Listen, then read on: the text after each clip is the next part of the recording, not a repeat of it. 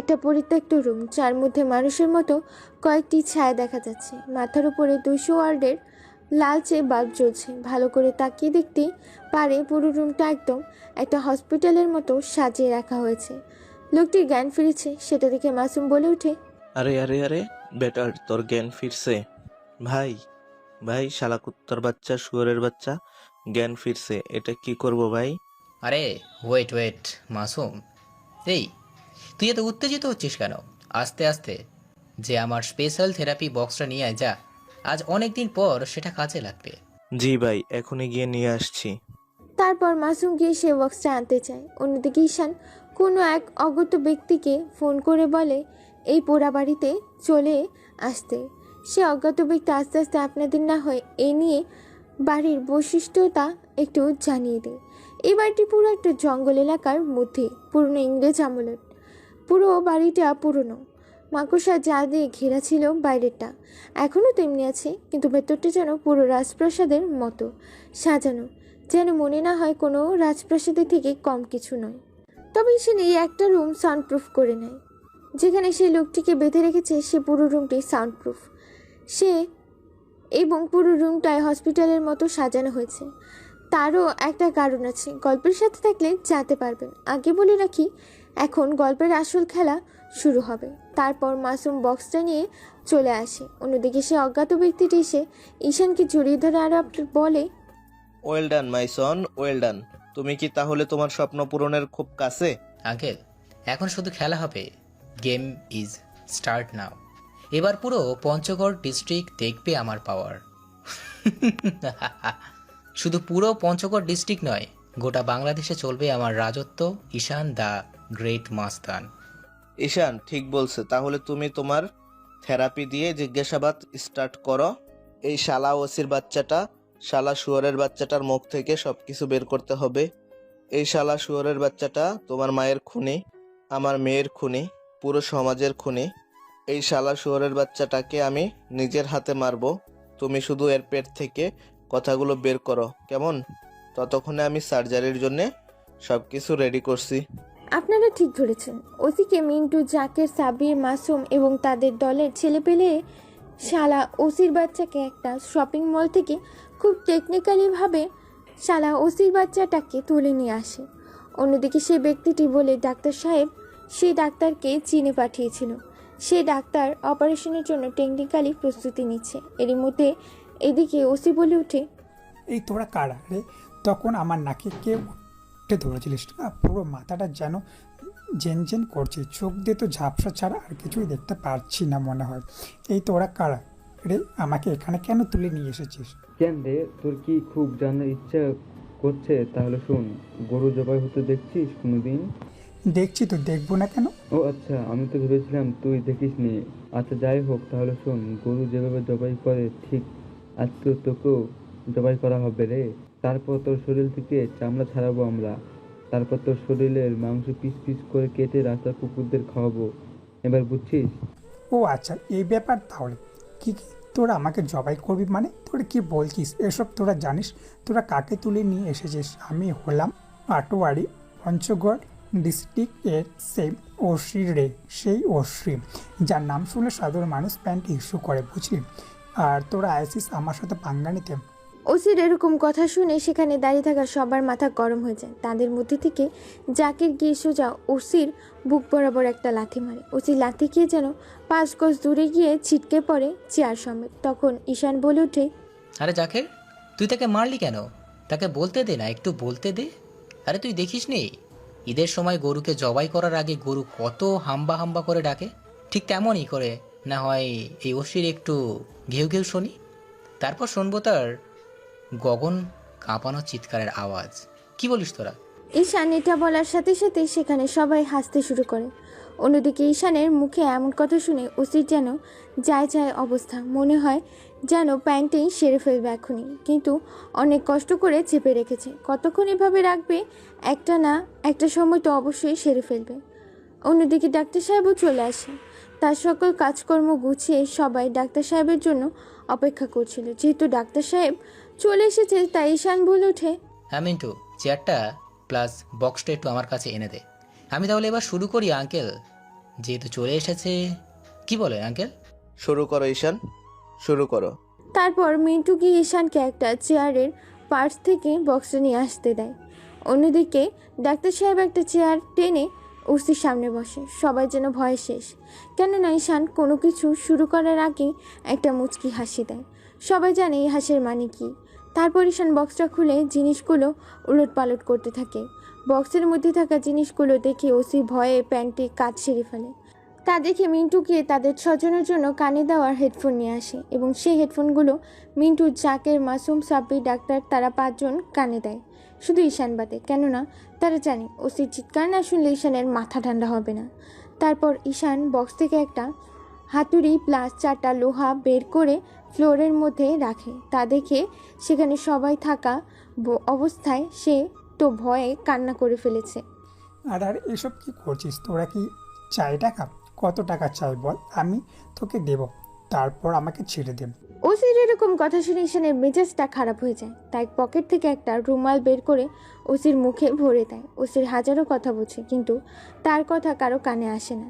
তারপর ঈশান একটা রড আর হাতুড়ি নিয়ে ওসির হাতের উপর রাখে এবং হাতুড়ি দিয়ে রডের উপর মারতে থাকে। অন্যদিকে ওসি গরুর মতো চিৎকার করছে, কিন্তু তার চিৎকার কারো কান পর্যন্ত পৌঁছায় না। মুহূর্তের মধ্যে ওসির হাত রড দিয়ে এফোর ওফোর হয়ে টেবিলের সাথে গেঁথে যায়। তারপর ঈশান ওসির দিকে তাকিয়ে দেখে ওসির চোখ দিয়ে বৃষ্টি ঝরছে। খুশির এরকম অবস্থা দেখে ঈশান বলে ওঠে, ইস, ওসি, কি বলবো তোকে? আরে বেচারা। দাঁড়া দাঁড়া দাঁড়া, তুই চিৎকার করিস না কেন? ও হো, সরি, তোর মুখে তো আমি রুমাল ভরে দিয়েছি। দাঁড়া, সেটা বের করি।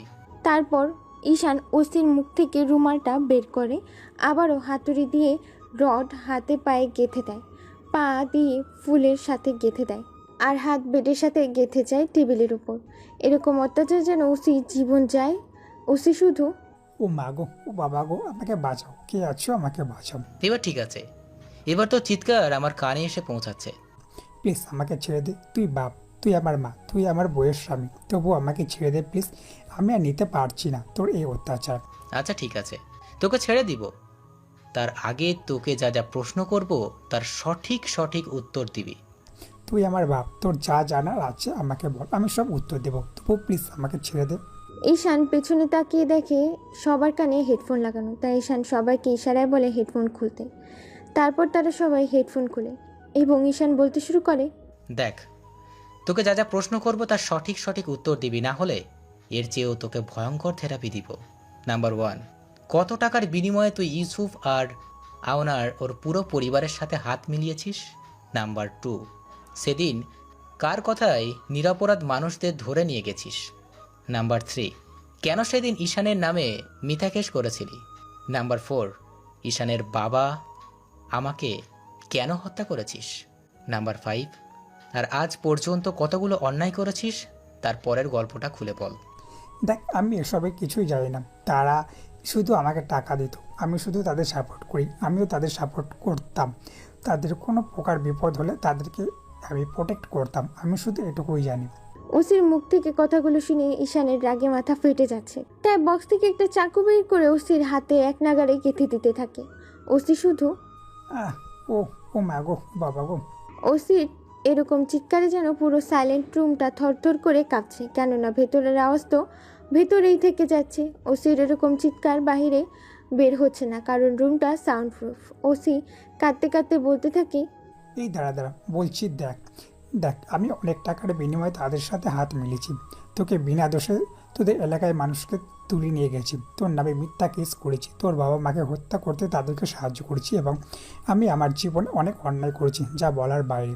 বাহ বাহ ঈশান বাহ, শালা ওসির বাচ্চাটা যে এত তাড়াতাড়ি বলবে তা তো আমি ভাবতেই পারিনি। ওসি এরকম কথা শুনে সামনে তাকিয়ে দেখে ডাক্তার সাহেব। ডাক্তার সাহেবকে দেখে ওসি পুরো চমকে যায় আর কাঁদতে কাঁদতে বলে, আরে ডাক্তার সাহেব, আপনি এখানে, তার মানে এদের সাথে আপনি জড়িত? আপনি একজন ডাক্তার হয়ে কিনা এসব করছেন? আপনাকে আমি ছাড়বো না। ওসির এরকম কথা শুনে ডাক্তার গিয়ে সজোরে ওসির বুকে একটা লাথি মারে। ওসি গিয়ে কিছুটা দূরে ছিটকে পড়ে। তারপর ডাক্তার সাহেব ওসির চুলের মুঠি ধরে বলে, হ্যাঁ রে শালা জানোয়ারের বাচ্চা, শালা জারাসের বাচ্চা, আমি সেই ডাক্তার যাদেরকে তোরা ন্যায় বিচার পেতে দিসনি, তোদের জন্যে আমার ছোট্ট মেয়েটি আজ পৃথিবী থেকে পরপারে পাড়ি জমিয়েছে। তার খুনের বিচার আমি পাইনি শুধুমাত্র তোদের কারণে। তোকে আজকে এত ভয়ঙ্কর মৃত্যু দিব যে তোর মৃত্যু দেখে তোর সাথে জড়িত থাকা শেষ হোক ব্যক্তির আত্মা কেঁপে উঠবে। শালা জানোয়ারের বাচ্চা। তারপর ঈশান বলে ওঠে, এই মিন্টু, জাকেরের মাসুম সাব্বির তোরা এই শালা ওসির হাত পা ধরে রোডগুলো টেনে বের করে শালাকে আজকে এমন মৃত্যু দিব যে এর মৃত্যু দেখে পুরো পৃথিবীতে 7 দিন থমকে পরিবেশ হয়ে থাকবে। তারপর সবাই মিলে ওসির হাত পা থেকে রডগুলো বের করে ওসিকে চেয়ারের সাথে সোজাভাবে বেঁধে ফেলে।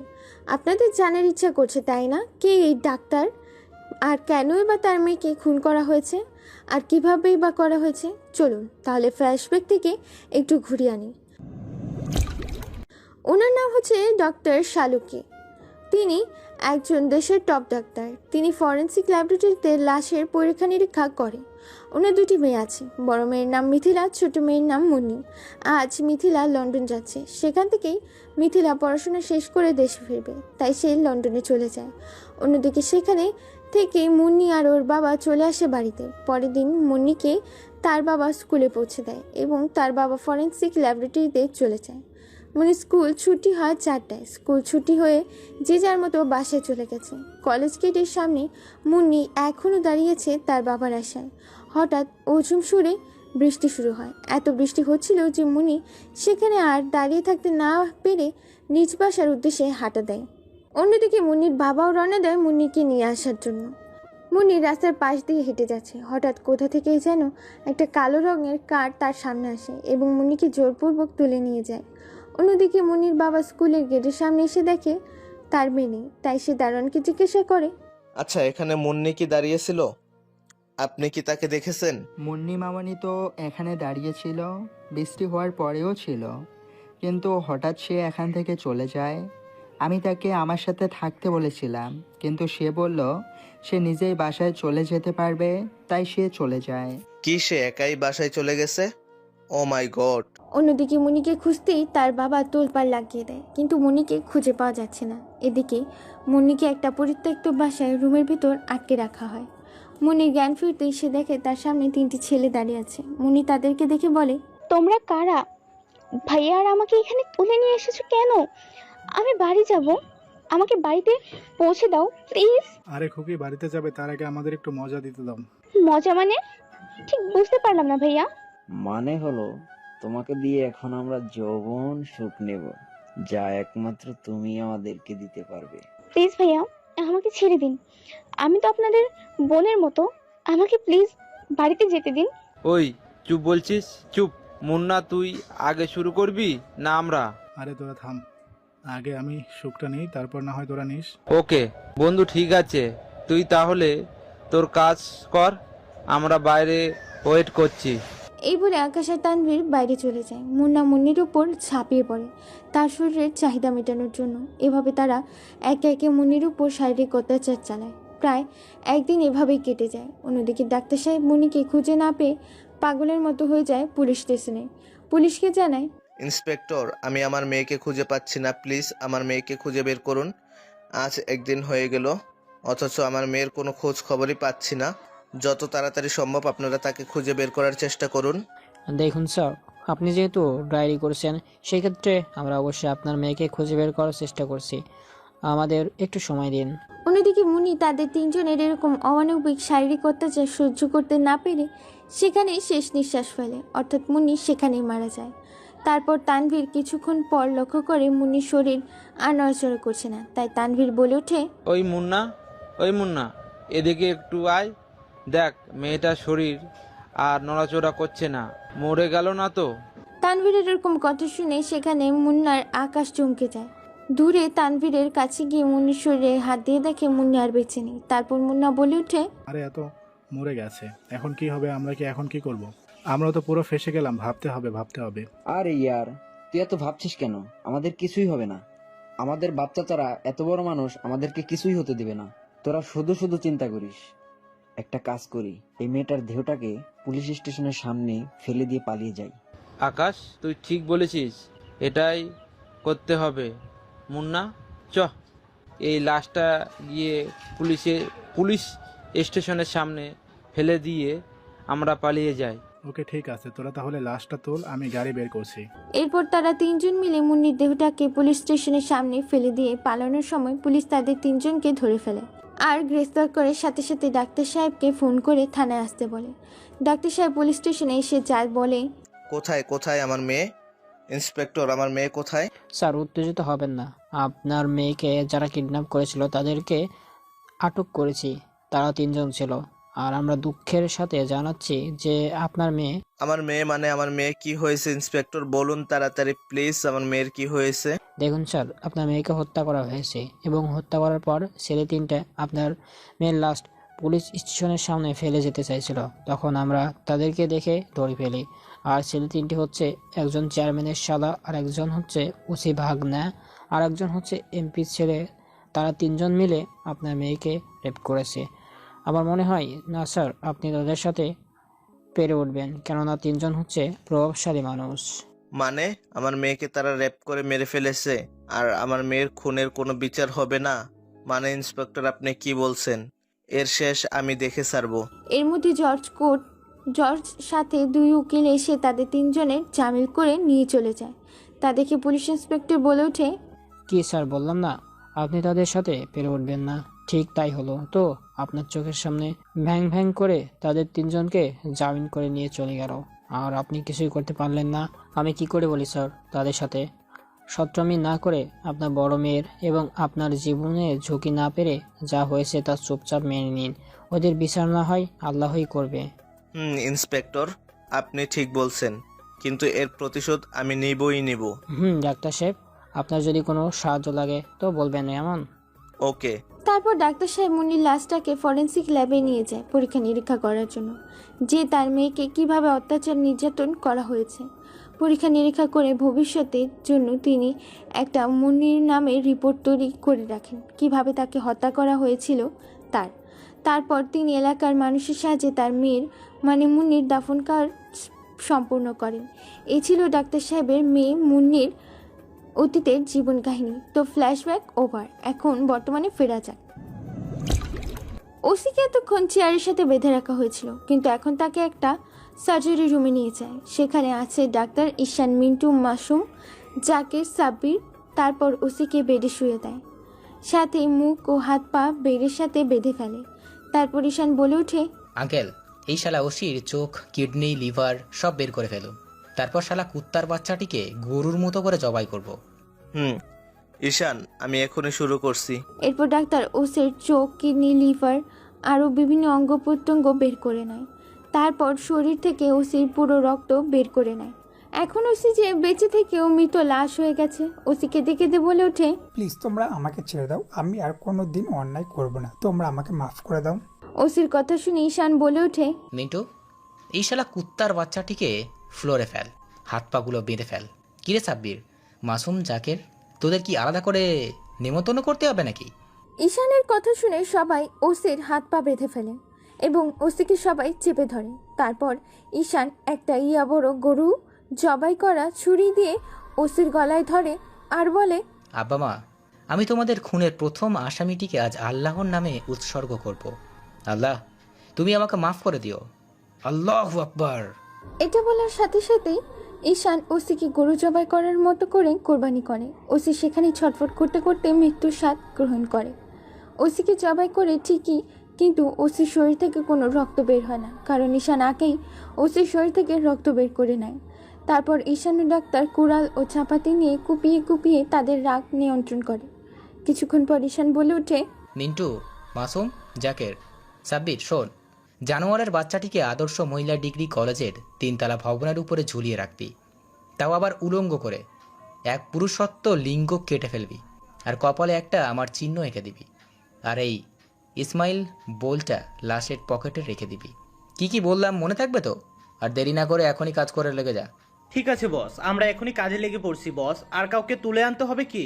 নেক্সট টার্গেট হলো উপজেলা চেয়ারম্যান ও এই শালা জারজটাকে তুলে আনতে হবে। তোরা এই শালাটিকে তুলে নিয়ে আসবি। ওকে ভাই, আমরা কাজে লেগে পড়ছি। মিন্টু আর জাকের, তোরা গিয়ে শালা ওসির লাশটা গিয়ে আটোয়ারি আদর্শ মহিলা ডিগ্রি কলেজে ঝুলিয়ে রাখবি। আমি আর সাব্বির যাচ্ছি চেয়ারম্যানের খেল খতম করতে। তাকে পারলে বাড়ি থেকে তুলে নিয়ে আনবো আমরা দুজনে। তোরা এদিককার কাজটা সামলে নিস। ওকে ভাই, ঠিক। তোরা তাহলে যা। ভাই আপনি তাহলে ডাক্তার আঙ্কেলকে নিয়ে বাড়িতে চলে যান, আমরা এদিকের কাজ সামলে নেব। আপনাকে টেনশন করতে হবে না, আমরা আপনাকে সময় মতো জানিয়ে দেব ইনশাল্লাহ। ওকে, ঠিক আছে। তোরা তাহলে যা। আঙ্কেল চলেন, আমরা বাসায় চলে যাই। চলো বাসায় গিয়ে আবার মিথিলাকে ফোন করতে হবে, অনেকদিন তার সাথে কথা হয় না। আঙ্কেল, এই মিথিলাটা আবার কে? তাকে তো চিনি না। আপনার মুখ থেকে তো আজ প্রথম শুনলাম মিথিলা নামটা। গাড়িতে চলো, তোমাকে সব খুলে বলছি। তারপর ঈশান আর ডাক্তার গাড়িতে করে বাড়ির উদ্দেশ্যে রওনা দেয়। অন্যদিকে মিন্টু, জাকের, মাসুম, সাব্বির তাদের নিজ নিজ কাজের গন্তব্যে রওনা দেয়। এদিকে গাড়িতে ডাক্তার সাহেব বলতে থাকে, মিথিলা আমার বড় মেয়ে আর মুন্নি হলো আমার ছোট মেয়ে। মিথিলা এতদিন দেশের বাইরে আছে, পড়ালেখা দেশের বাইরে থেকে কমপ্লিট করে দেশে ফিরবে। আর আমি তোমাকে বলিনি যে আমার একটা বড় মেয়ে আছে, সে দেশে ফিরবে, তার সাথে তোমার পরিচয় করিয়ে দিব। Okay uncle. তারপর তারা কথা বলতে বলতে বাসায় চলে আসে। অন্যদিকে মিন্টু আর জাকির ওসির লাশটাকে রাতের আধারে অটোয়ারি মহিলা ডিগ্রি কলেজের 3তলা ভবনের নিচে ঝুলিয়ে দেয়। এদিকে উপজেলা চেয়ারম্যান 11টার দিকে বাসায় যাওয়ার পথে গোরস্থানের মাঝপথে থেকে তাকে তুলে নিয়ে আসে।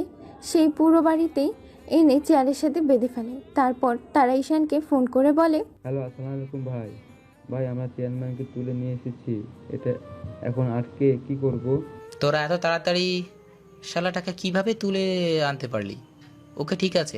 তোরা তাহলে এক কাজ কর, তার জ্ঞান ফিরলে তাকে হালুয়া লাঠির বাড়ি সারা রাত মারবি। ওকে? তার শরীর ফেটে রক্ত বের হয়, এমন অত্যাচার করবি, পারলেই ফাটাগুলোতে লবণ দিয়ে মরিচের গুঁড়া ঢেলে দিবি। ওকে ভাই, ঠিক আছে। কে ভাই কি বললো?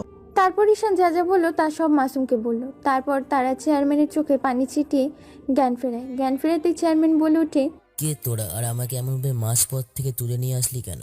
তোরা জানিস তোরা কার শরীরে হাত দিয়েছিস? চুপ শালা জানোয়ারের বাচ্চা, তোকে আজকে গরুর মতো পিটাবো। তুই জানিস না তুই কত বড় অন্যায় করেছিস? তোকে আজকে এমন পেটাবো শালা যে চেয়ারম্যানের নাম ভুলে যাবি, মানে নিজের নাম নিজেই বলতে পারবি না। শুধু ওয়েট কর। আরে আরে, আমি তো ভয় পেয়ে গেছি, আমাকে ছেড়ে দে প্লিজ। কিরে শালা কুত্তার বাচ্চা, তোরা কি মনে করেছিলিস তোদের কাছে আমি মাপ চাইবো? তোরা আমার পাওয়ার সম্বন্ধে জানিস না, তাই আমাকে তুলে ধরে এনেছিস। যখন আমার পাওয়ার সম্বন্ধে জানবি, তখন তোরা নিজের গর্ত নিজে করে তুলিয়ে যাবি। এটাই হচ্ছে আমার পাওয়ার, বুঝলি? চেয়ারম্যানের মুখে এরকম কথা শুনে সাব্বিরের মাথা গরম হয়েছে এবং দৌড়ে এসে চেয়ারম্যানের মুখে একটা দেয় লাথি। লাথিটা দেওয়ার সাথে সাথেই ঠোঁট কেটে যেন রক্ত ঝরঝর করে পড়তে থাকে। তারপর সাব্বির আর মাসুম চেয়ারম্যানকে মারতে শুরু করে। চেয়ারম্যান শুধু মার খেয়ে থাকে। ও মা গো, ও বাবা গো, আম্মা গো, আব্বা গো, আমাকে মারিস না, আমি মরে যাবো রে। চেয়ারম্যানের কথা যেন তাদের কানে আসে না, অত্যাধিক চেয়ারম্যানকে মারে। এদিকে রাত বাজে 12টা। ডাক্তার সাহেবের বাড়ি থেকে বের হয়ে একটা কালো রঙের বাইকওয়ালার পরনে আছে কালো রঙের জ্যাকেট, কালো প্যান্ট, কালো শু, সব কিছু ম্যাচিং করা। সে আগন্তুকটাকে জানেন, সে হলো ঈশান। আজকেও সে সেই গোরস্থানে সেই 2টি কবরের কাছে গিয়ে বসে বলতে থাকে, মা বাবা দেখো, আমি তোমাদের খুনের প্রতিশোধ নিতে পেরেছি। ওই ওসিকে তোমাদের কাছে মাফ চাইতে পাঠিয়ে দিয়েছি। কাল পাঠাবো ওই শালা চেয়ারম্যানকে। তোমরা আমার জন্য চিন্তা করিও না মা, তোমরা সেখানে শান্তিতে ঘুমাও। তারপর ঈশান সেখান থেকে চলে আসে। অন্যদিকে মাসুম আর সাব্বির চেয়ারম্যানের ফাটা স্থানে লবণ আর মরিচের গুঁড়া ঢেলে দেয়, সাথেই মারতে থাকে। চেয়ারম্যান আর মার সহ্য করতে না পেরে বলে ওঠে, ও আল্লাহ, ও মা গো, ও বাবা গো, এই শোন, তোদের কি চাই? টাকা চাই? কত টাকা চাই? আমি তত টাকায় দিতে রাজি, তবু আমাকে ছেড়ে দে। চেয়ারম্যানের কান্না যেন তাদের কানে আসছে না। চেয়ারম্যানকে মারতে মারতে একসময় চেয়ারম্যান সেন্সলেস হয়ে যায় আর মাসুম আর সাব্বির ক্লান্ত হয়ে সেখানে ঘুমিয়ে পড়ে। অন্যদিকে ঈশান বাড়ি গিয়ে ঘুমিয়ে পড়ে। সকালে পাখির কিচিরমিচির আওয়াজে ঘুম ভাঙে ঈশানের। ঘুম থেকে উঠে চোখ কসলাতে কসলাতে ড্রয়িং রুমে আসে। সেখানে দেখে ডাক্তার সাহেব বসে আছে। তাই ঈশান বলে ওঠে, শুভ সকাল আঙ্কেল। শুভ সকাল। আঙ্কেল, আজকে নিউজ দেখেছো? ও, আমার তো মনেই ছিল না। আচ্ছা দাও, টিভি অন করে দেখি। তারপর ডাক্তার সাহেব টিভি অন করতেই দেখে, আপনারা বর্তমানে দেখছেন AN টিভি। আজকে জমজমাট সকালের খবর। কে বা কারা ওসিকে নির্মমভাবে হত্যা করে মহিলা আদর্শ ডিগ্রি কলেজের 3তলা ভবনের নিচে ঝুলিয়ে দিয়েছে এবং তার শরীর থেকে চোখ, কিডনি, লিভার এগুলো বের করে নেওয়া হয়েছে এবং সেই কেসের সম্পূর্ণ দায়িত্ব পড়েছে সিআইডি অফিসার দুলাল এসিপির ওপর। চলুন দুলাল এসিপির মুখ থেকে কিছু কথা শুনে আসি। দেখুন, আমরা আমাদের মতো চেষ্টা করছি যে এই খুনি স্পষ্টভাবে প্রমাণিত হয়ে গেছে। এই খুনটা ঈশান দ্য গ্রেট মাস্তানের লোকজন বা সেই নিজেই করেছে, কেননা তার টেটু লাশের কপালে আঁকা আছে এবং সাথে একটা ইসমাইল বল দেওয়া আছে, যেটা ঈশান দ্য গ্রেট মাস্তান কোনো মার্ডার করার সময় সেই লাশের পাশে রেখে দিয়ে যায়। তাই আমরা এটাই স্পষ্টভাবে বুঝতে পেরেছি এই খুনটা ঈশান দ্য গ্রেট মাস্তান করেছে। তাকে আমরা যত সাধ্য চেষ্টা করব খুব শীঘ্রই ধরার জন্য। সত্যি কি সিআইডি তাকে ধরতে পারবে? আমরা গোপন সূত্রে জানতে পেরেছি তার অনেক পাওয়ার এবং তার কথায় পুরো 18টি দেশ কাঁপে। সেখানে বাংলাদেশের মতো একটি ছোট দেশে কিনা তাকে ধরবে, এটাও কি সম্ভব? এরকম নতুন নতুন খবর পেতে আমাদের সাথেই থাকুন। পরবর্তী খবর শোনানো হবে রাত 10টায়। ততক্ষণে সবাই ভালো থাকুন, সুস্থ থাকুন। ধন্যবাদ সবাইকে। এরকম খবর শুনে ঈশান আর ডাক্তার হাসতে থাকে। অন্যদিকে এই খবরটি সারা বাংলাদেশে ছড়িয়ে পড়ে যে থানার ওসিকে কে বা কারা হত্যা করেছে। পুরো শহর যেন থমকে আছে, কিন্তু কোনো রেজাল্টই পাচ্ছে না ভালো। এবার এসিপি তার সহকারী অফিসারদের কিছু কথা বলে। দেখো, এটা কিভাবে সম্ভব? আমরা কোনো কিছু করার আগে সে কিভাবে বুঝে যায় যে আমরা তাকে ধরতে বা তাকে ফলো করতেছি? সেই ঈশান মাস্তান কিভাবে বুঝে যায় আমরা কোথায়, কখন, কিভাবে অ্যাকশন নিব? এটা কিভাবে সম্ভব? না না, আমি আর ভাবতে পারছি না। স্যার, আমরা কি তার সাথে পেরে উঠবো স্যার? শোনা গেছে তারা অনেক পাওয়ারের এলাকায়, তার ছেলে পেলে অনেক বেশি, আর নিশ্চয়ই ওসি কোনো অপরাধী করেছিল বলে ঈশান নামের মাস্টারটা ওসিকে হত্যা করেছে। কারণ আমরা শুনেছি যতটা সে কোনো নিরাপয় মানুষকে মারে না। নিশ্চয় এক্ষেত্রে ওসি কোনো অপরাধ করেছে, তাই বলে তাকে হত্যা করেছে। হে হে, কিন্তু সবই তো ঠিক আছে, এখানে তো একটা ঘোলাটে রয়েছে, আর আমি সেটাই বুঝতে পারছি না আমরা কোনো কিছু করার আগে সেই ঈশান মাস্তান কিভাবে বুঝে যায়। আমার মাথাতে সেটাই ঢুকছে না। ঈশান আর ডাক্তার সিআইডি অফিসে এসিপির এরকম কথা শুনে উচ্চস্বরে হাসতে হাসতে বলে, এসিপি শুধু তুই কেন রে? বাংলাদেশে এমন কোনো পাওয়ার নেই, এমন কোনো আইন নেই যে আমাকে আটকে রাখতে পারে। তোরা বুঝতে পারছিস না যে তোরা কতটা বোকা? আমার ফাঁদে তোরা পা দিয়েই দিয়েছিস। আপনারাও কিছু বুঝতে পারছেন না তাই না, যে ঈশান ঘরে বসে সব কিছু কীভাবে বুঝে যায় এবং সব কথা সে কিভাবে শুনে নেয়। চলুন তাহলে আপনাদেরকেও সেই গোপন কথাটা শুনিয়ে আসি।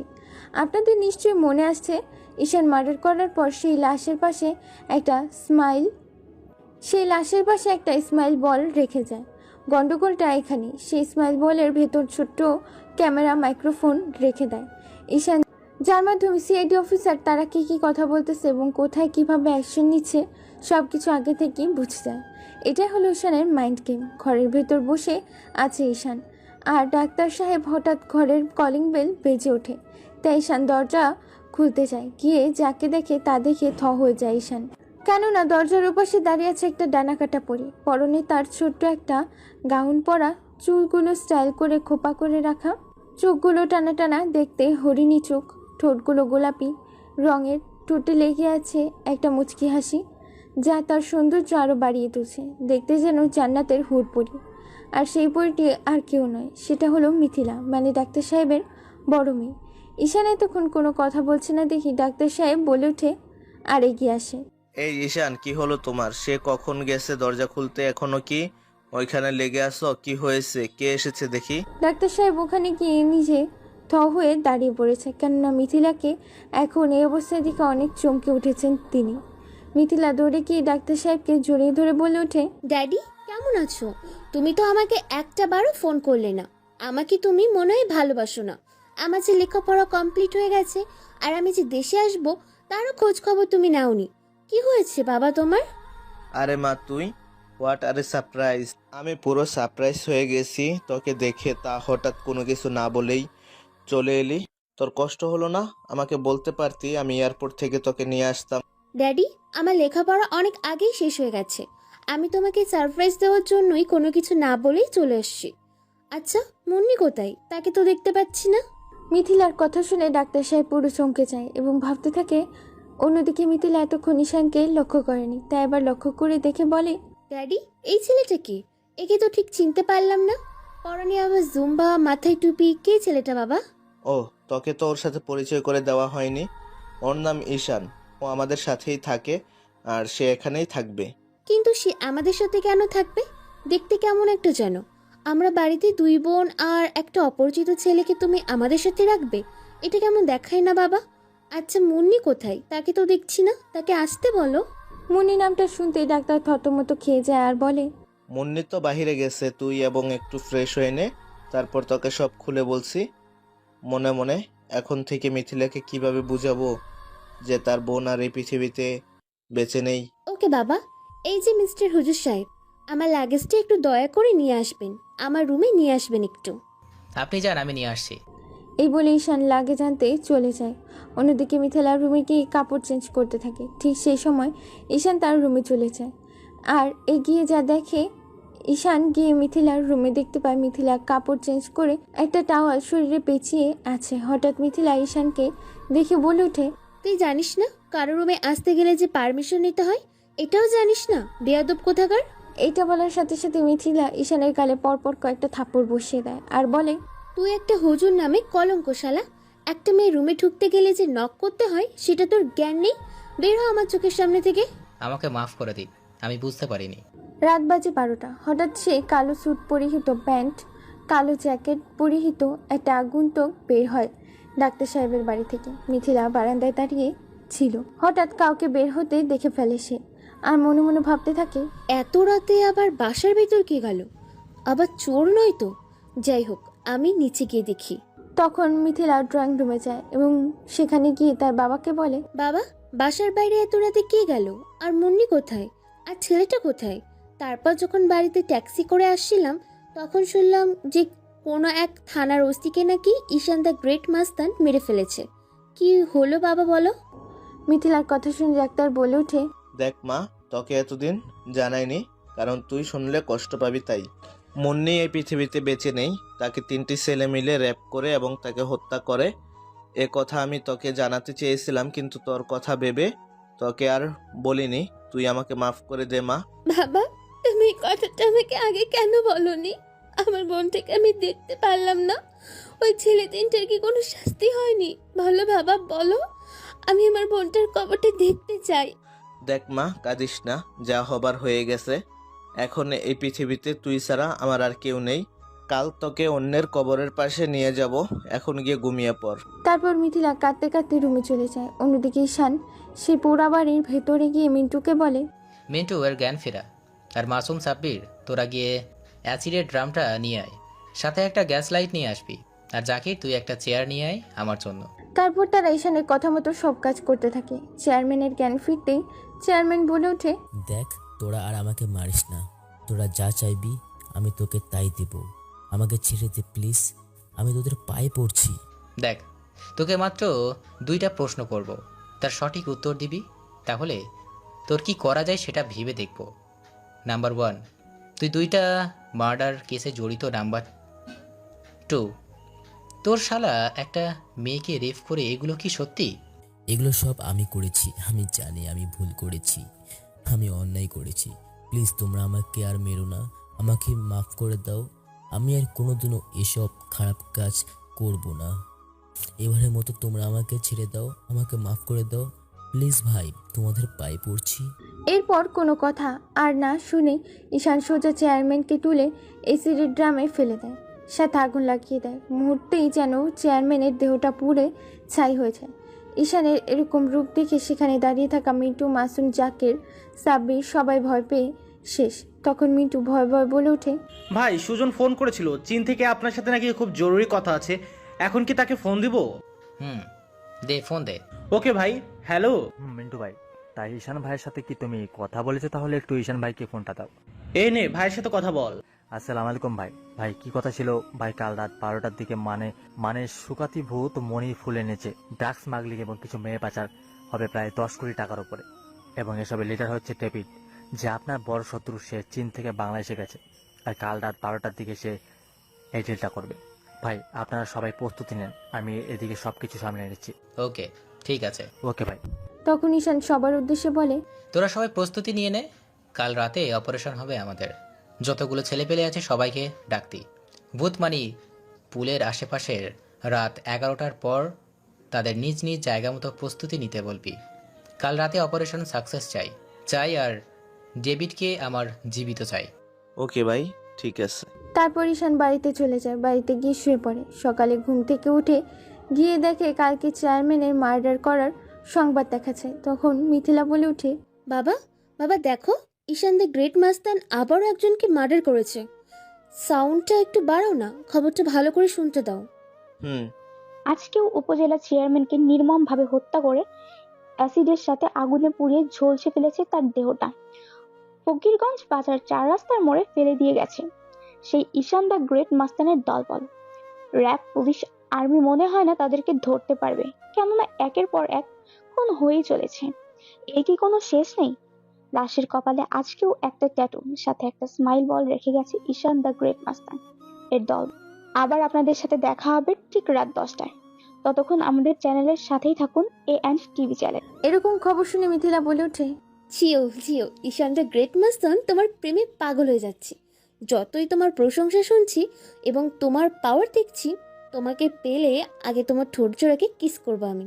ডাক্তার সাহেব চা খাচ্ছিল আর খবর শুনছিল। মেয়ের মুখে এমন কথা শুনে চা গলায় আটকে যায় আর কাঁদতে থাকে। অন্যদিকে ঈশান এরকম কথা শুনে সিঁড়ি দিয়ে নিচে নামতে নামতে হোঁচট খেয়ে সিঁড়ি থেকে পড়ে যায়। তখন ডাক্তার সাহেব বলে ওঠে, আরে মা, তুই তো এখনই আমাকে হার্ট স্ট্রোক করে মেরে ফেলতি। এভাবে কেউ বলে? দেখলে তো ছেলেটা সিঁড়ি থেকে কিভাবে পড়ে গেল। পুরো ভয় পাইয়ে দিলি তুই আমাদের। আমি এরকম একটা মাস্তানকে জামাই বানাতে পারবো না।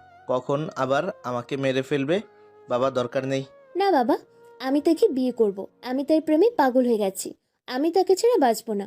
আর তুমি যদি আমাকে বাধা দাও তাহলে আমাকে আর পাবে না। মিথিলার মুখে এমন কথা শুনে ঈশান বলে ওঠে, দেখুন, এইরকম কথা বলতে নেই। সে একজন মাস্তান, একটা গুন্ডা। সে মানুষ খুন করে আর আপনি তার জন্য কিনা আপনার বাবাকে ছেড়ে চলে যাবেন? তুই চুপ কর বেটা হুজুর। নিজে তো কোনোদিন প্রেম করতে পারবি না আর অন্যকেও করতে দিবি না। আইসে জ্ঞান দিতে, বলদ কোথাকার। এই বলে মিথিলা তার নিচের রুমে চলে যায়। আর ডাক্তার সাহেব বলে ওঠে, ঈশান বাবা, তা কোথাও কি তুমি যাচ্ছ? নতুন কোনো খবর আছে কি তোমার কাছে? আঙ্কেল, আমি মসজিদে যাচ্ছি। আপনি বাসায় রেস্ট নিন, আর যদি কোনো খবর পাই তাহলে আপনাকে ফোন করে সেখানে চলে আসতে বলবো। তাহলে আমি যাই আঙ্কেল। আসসালামু আলাইকুম। ওয়ালাইকুম আসসালাম। ওকে বাবা, ঠিক আছে, তাহলে যাও, দেখে শুনে যাবে কিন্তু। তারপর ঈশান মসজিদের উদ্দেশ্যে বেরিয়ে পড়ল। অন্যদিকে মিথিলা রুমে গিয়ে রেডি হচ্ছে শপিং মলে যাওয়ার জন্য। তার বান্ধবীদের সাথে ডাক্তার সাহেব ড্রয়িং রুমে বসে আছে। মিথিলা এসে বলতে শুরু করলো, বাবা আমাকে কিছু টাকা দাও, আমি বান্ধবীর সাথে শপিং মলে যাচ্ছি। সন্ধ্যার আগে আগে বাসে চলে আসবো। অনেকদিন হলো তাদের সাথে কোথাও ঘুরতে যাইনি। আচ্ছা ঠিক আছে, এই নে টাকা। তবে বেশি দেরি করিস না, সন্ধ্যার আগে বাসায় চলে আসবি, ঠিক আছে? ওকে বাবা। এই বলে মিথিলা বাড়ি থেকে গাড়ি নিয়ে বেরিয়ে পড়ে শপিং মলের উদ্দেশ্যে তার বান্ধবীদের সাথে। অন্যদিকে ঈশান মসজিদে গিয়ে বসে একজন মুসল্লি বলে, আসসালামু আলাইকুম হুজুর, কেমন আছেন? ওয়ালাইকুম আসসালাম। আলহামদুলিল্লাহ, আমি ভালো আছি। আপনারা সবাই কেমন আছেন? আলহামদুলিল্লাহ ভালো আছি। হুজুর আপনাকে কিছু জিজ্ঞাসা করতাম। মানে এই জিনিসগুলো আমাদের জানা খুব দরকার। আপনি কি একটু আমাদের বলবেন? বলুন, আপনাদের কি জানার দরকার আছে আর কি বা প্রয়োজন? আমার জানা থাকলে আমি উত্তর দিতে পারবো ইনশাআল্লাহ। হুজুর, কথাটা হলো এই যে মানুষ মদ, ঘোষ, সুদ, খুন, খারাপ এইগুলো যে কাজে লিপ্ত আছে, এরা হাজার নামাজ পড়ে রোজা রাখে, তারপরও অন্যায় করে, তাহলে কি এরা জান্নাতে যেতে পারবে? ও আচ্ছা, এই ব্যাপার। তাহলে শুনুন, একটা গল্প বলি, যা থেকে বুঝতে পারবেন কে জান্নাতে যেতে পারবে আর কে পারবে না। গল্পটা হলো যে একটা লোক একটা অ্যাক্সিডেন্ট তার পুরো পরিবার হারিয়ে ফেলে। তারপর থেকে সে একা হয়ে যায়। এরপর থেকে সে আল্লাহকে দোষারোপ করত, নামাজ কালাম কোনো কিছুই করতো না। তবে তার একটা ভালো গুণ আছে, সেটা হলো মিথ্যা কথা বলতো না এবং কোনো মানুষ বিপদে পড়লে যে সাহায্য করত। অন্যদিকে সে প্রতিদিন নাইট ক্লাবে গিয়ে মদ গ্যাঁজা খেত। একদিন সে কাজ করে নাইট ক্লাবে যাচ্ছিল মদ খেতে। যাওয়ার সময় রাস্তার পাশে একটি কুঁড়ে ঘরের ভিতর থেকে কারো কান্নার আওয়াজ শুনতে পায়। তারপর গিয়ে ভিতরে দেখে একটি বাচ্চা ছেলে কান্না করছে। তখন সেই বাচ্চা ছেলেটিকে বলে ওঠে, বাবা তুমি কান্না কেন করছো? তোমার কি হয়েছে? তখন সেই বাচ্চা ছেলেটি বলে ওঠে, আঙ্কেল, আমি প্রতিদিন কোরআন তেলাওয়াত করতাম ঠিক এই সময়, কিন্তু আজকে আমার আর পড়া হবে না। আমার বাবা মা নিশ্চয়ই কবরে অনেক কষ্ট পাবে, কারণ আমার আজকে কেরোসিন তেল নেই, তাই আজকে বাবা মায়ের জন্য দোয়া করতে পারবো না। তখন সেই লোকটি ভাবে সে তার মা বাবার জন্য দোয়া করতে পারবে না বলে কত কান্নাকাটি করতেছে, আর আমি আমার পরিবারের জন্য দোয়া না করে কিনা আমি প্রতিদিন মদ গেঁজা খেতাম। না না, আজকে থেকে আমাকে ছেলেটার কোরআন পড়ার কেরোসিন তেল দাম দিত। তখন লোকটা বলে ওঠে, বাবা তুমি চিন্তা করো না, আজ থেকে আমি তোমার জন্য প্রতিদিন কেরোসিন তেল কিনে দিয়ে যাব। তখন তুমি তোমার মন মতো কোরআন তেলাওয়াত করতে পারবে, কেমন? তখন সেই ছেলেটি আর কোনো কথা না বলে সেখান থেকে বেরিয়ে গিয়ে যে মদ খাওয়ার টাকাটা জমিয়েছিল সেই টাকা দিয়ে ছেলেটির জন্য কেরোসিন তেল নিয়ে আসে, ছেলেটার হাতে দেয় আর বলে, এই নাও বাবা, আজ থেকে তোমার কেরোসিন তেলের সব আমি এনে দিব। এই বলে লোকটি সেখান থেকে চলে যায়। আর ছেলেটি এই লোকটির জন্য আল্লাহর কাছে বলে, হে আল্লাহ, এই লোকটি প্রতিদিন বলে মদ পান করত, জিনা করত, আর সেই লোকটি আমাকে কোরআন তেলাওয়াতের জন্য প্রতিদিন কেরোসিন তেল কিনে দিতে চায়। আল্লাহ, তুমি তাকে হায়াত দারাজ করো, তুমি তাকে জান্নাতবাসী করিও, তার বোনের সব দুঃখ কষ্ট দূর করে দিও। এরকম বলে ছেলেটি অনেক কান্নাকাটি করে আল্লাহর কাছে লোকটির জন্য। পরের দিন সকালে হঠাৎ শোনা যায় লোকটি আর পৃথিবীতে বেঁচে নেই, পাড়ি জমিয়েছে সেই পরকালে। তারপর লোকটির মাটি দেওয়ার জন্য কেউ এগিয়ে আসে না, সবাই বলে যে মদ্যখোর পাপী, তাই তাকে কেউ মাটি দেয় না, তুলে নিয়ে গিয়ে এক মহিলার ডাস্টবিনে ছুঁড়ে ফেলে, চলে যায়। পরের দিন এলাকার 5 জন মুরব্বী মানুষ রাতে আল্লাহর পক্ষ থেকে স্বপ্নে দেখা যায় এই লোকটিকে, যেন তারা গোসল করে দাফন কাপড় পরিয়ে তাকে কবরে দাফন করে আসে। এই স্বপ্ন দেখার পর পরের দিন সে 5 জন মুরব্বী মানুষ এলাকার মানুষ নিয়ে সেই লোকটিকে মহিলা ডাস্টবিন থেকে তুলে নিয়ে গিয়ে গোসল করিয়ে দাফন কাপড় পরিয়ে গোরস্থানে মাটি দেয় এবং তার জন্য দোয়া করে। এই কথা শুনে সে ছেলেটি সেখানে তাড়াহুড়ো করে আসে, এসে দেখে লোকটিকে মাটি দেওয়া হয়ে গেছে। তখন সেই ছেলেটি বলে ওঠে, আপনারা সবাই জানেন তিনি একজন মদখোর, তিনি জেনা কাজ করেন, তিনি একজন পাপী। এই পাপী কালকে আমাকে কোরআন পড়ার জন্য কেরোসিন তেল কিনে দিয়ে যায় এবং তিনি বলেছেন তিনি আর মদ পান করে না, মদের টাকা দিয়ে আমার কোরআন পড়ার কেরোসিন তেল কিনে দিবেন। কিন্তু আজ সেই ব্যক্তি মৃত্যুবরণ করেছে। আপনারা এইরকম মানুষ এর জন্য 2 হাত তুলে আল্লাহর কাছে দোয়া চাইছেন, তিনি যেন জান্নাতবাসী হন। এই কথা শুনে এলাকার মানুষ সবাই লোকটির কথা ভেবে অনেক দুঃখ পায় এবং মন খুলে তার জন্য দোয়া করে। তাহলে এবার আপনারা বুঝে নিন যে কে জান্নাতে যেতে পারবে এবং কে পারবে না। আমি শুধু ধারণাটা দিলাম, কিন্তু ব্যাখ্যাটা দিলাম না। ঈশানের এরকম সুন্দর সুন্দর কথা শুনে মুসল্লিরা বলে ওঠে, সত্যি হুজুর, আপনার কাছে সব প্রশ্নের উত্তর অনেক সহজভাবে আপনি উত্তর করে দেন। আপনি এত সুন্দর করে কিভাবে যে বোঝান আমরা সেটাই বুঝতে পারি না। কত সহজে আমরা বুঝে গেলাম ব্যাপারটা। সত্যি মানুষ শুধু নামাজ পড়লেই রোজা রাখলেই জান্নাতে যেতে পারে না, বরং ভালো কাজের মাধ্যমেও জান্নাতে প্রবেশ করতে পারে। তারপর এরকম আরো অনেক কথা বলে। মাগরিবের নামাজ পড়ে ঈশান বাড়িতে চলে আসে। অন্যদিকে ডাক্তার সাহেব মিথিলাকে ফোন করছে, কিন্তু তার ফোন বারবার সুইচ অফ দেখাচ্ছে। ঈশান বাড়িতে আসতেই ডাক্তার সাহেব বলে ওঠে, ঈশান বাবা তুমি এসেছো? বাবা মিথিলাকে তো ফোনে পাচ্ছি না, সেই সকাল 10টার দিকে বের হয়েছে, এখন সন্ধ্যা 7টা বাজতে চলেছে, কিন্তু তার কোনো খোঁজ খবরই পাচ্ছি না, একটু দেখবে ব্যাপারটা? আঙ্কেল, আমি এখন ব্যাপারটা দেখছি। আমি মিন্টু, মাসুম, জাকির, সাব্বিরকে পাঠিয়ে দিচ্ছি মিথিলার খোঁজ নেওয়ার জন্য। ঠিক আছে আঙ্কেল? তাই করো বাবা, তাড়াতাড়ি। আমার মেয়েটাকে ছাড়া আর এই পৃথিবীতে কেউ নেই বাবা, তুমি যেইভাবেই হোক আমার মেয়েকে আমার কাছে এনে দাও। তারপর ঈশান মিন্টু, জাকির, মাসুম, সাব্বিরকে ফোন করে বলে, হ্যালো মিন্টু, শোনো, মিথিলাকে খুঁজে পাওয়া যাচ্ছে না, মানে ডাক্তার আঙ্কেল মেয়েটিকে খুঁজে পাওয়া যাচ্ছে না। ব্যাপারটা একটু দেখো। সে সকাল 10টার দিকে বেরিয়ে গেছে, এখন 8টা বাজতে চলছে, তারপরও কোনো খোঁজ খবর নেই। যত তাড়াতাড়ি সম্ভব তাকে খুঁজে বের করার চেষ্টা করো। ওকে ভাই, আমি দেখতেছি ব্যাপারটা। আমি সবাইকে নিয়ে এখনই আপনাকে খোঁজার চেষ্টা করছি। ওকে। এভাবে দেখতে দেখতে রাত 10টা বেজে যায়। মিন্টু, জাকির, মাসুম, সাব্বির অনেক খোঁজখবর নিয়ে জানতে পারে যে তাকে কিডন্যাপ করা হয়েছে। তাই মিন্টু ফোন করে ঈশানকে বলে, হ্যালো, আসসালামু আলাইকুম ভাই। ভাই, মিথিলা আপনাকে তো কিডন্যাপ করা হয়েছে, আর কিডন্যাপ করেছে ওই শালা ডেভিডের লোক। আমার মনে হয় তাকে কিডন্যাপ করে আজকে পাচার করা হবে। আমার মনে হয় আমাদের এখনই প্রস্তুতি নেওয়া উচিত সে জায়গায় যাওয়ার জন্য। আমি ছেলেপেলেদেরকে বলে দিচ্ছি। ওকে, ঠিক আছে, তাড়াতাড়ি সব ছেলেপেলেকে পুরো এলাকাটা ঘিরে ফেলতে বল। সুখাতি ভূত মানে ফুলের নিচে সবাইকে একদম পুরো এলাকাটা ঘিরে ফেলতে বল আমার লোকজন দিয়ে। ওকে ভাই, আমরা তাহলে কাজে লেগে পড়ছি। তারপর তারা ডাক্তার সাহেবকে বলে বেরিয়ে পড়ে অপারেশনের জন্য। পুরো এলাকাটাকে চারদিক দিয়ে ঘিরে ফেলা হয়েছে। রাত বাজে 1টা। হঠাৎ দুই দিক থেকে কালো রঙের গাড়ির আগমন হয়। দুটি পেছনে আবার দুটি করে ট্রাক আছে। এরপর দুটি কালো রঙের কার থেকে নেমে আসা দুটি অচেনা আগন্তুক দুটির পরনে আছে মাথায় কালো রঙের ক্যাপ, পরনে আছে ব্ল্যাক কোট, হোয়াইট প্যান্ট, মোটা ফ্রেমের কালো চশমা, চশমাগুলো সাদা ডিজাইন করা। তারপর তারা একে অপরের সাথে হ্যান্ডশেক করতে করতে বলে, হ্যালো, আমি ডেভিড। আর আমি জামাল শেখ। আমার টাকা রেডি তো? হ্যাঁ, তোমার টাকা রেডি আছে, আর আমার ড্রাগস প্লাস মেয়েগুলো রেডি করা আছে তো। এখানে কোনো বিপদ হবে না তো? আর তুমি যদি কোনো রকম চালাকি করার চেষ্টা করো তাহলে তোমাকে এখানে পিষে ফেলতে বাধ্য হব। কোনো চালাকি করব না। আমার টাকা দাও, প্লাস তুমি তোমার জিনিস নিয়ে বুঝে চলে যাও। দুজনের কথোপকথনের মধ্যে হঠাৎ ঈশানের আগমন ঘটে। সিনেমায় হিরো স্টাইলে এসে তাদের দুজনের সামনে দাঁড়িয়ে ফাটাকেস্টের মতো ডায়লগ দিতে থাকে। কি রে, এত রাতে এইখানে কি করা হচ্ছে শুনি? আর এত লোকজন ছেলেপেলে কিসের? আবার দুইটা ট্রাক? কি রে, এখানে কি?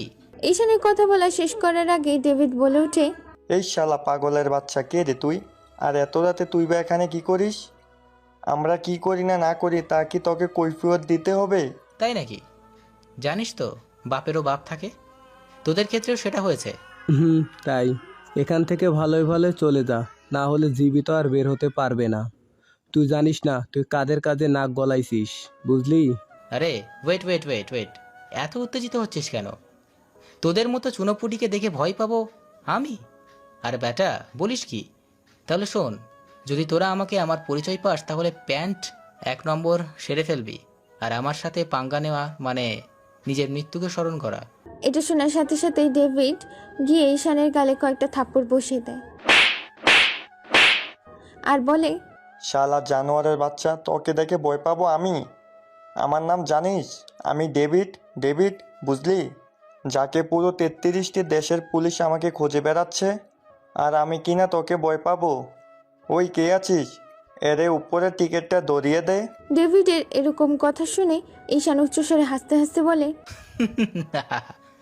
আসতে বল দেখি তোর কত দম কত দূরে। ডেভিড তারপর তার পেছনে অর্থাৎ চারিদিকে তাকিয়ে দেখতে পায় পুরো এলাকাটা ফাঁকা, শুধু তারা 3জন দাঁড়িয়ে আছে। আর তাদের ছেলেপেলে একটাও বেঁচে নেই। সব গোটা মাটিতে লুটিয়ে গড়াগড়ি খাচ্ছে। কাউকে জবাই করা হয়েছে তো কাউকে গুলি করা হয়েছে, আবার কাউকে চাইনিজ কুড়াল দিয়ে কাটার মতো করে টুকরো টুকরো করা হয়েছে। এটা দেখে ডেভিড আর জামাল ভয়ে বলে ওঠে, কে রে তুই? আর আমাদের ছেলেপেলেগুলোকে এভাবে তুই কখন মারলি? কে তুই, সত্যি করে বল। আমার পরিচয় জানতে চাস?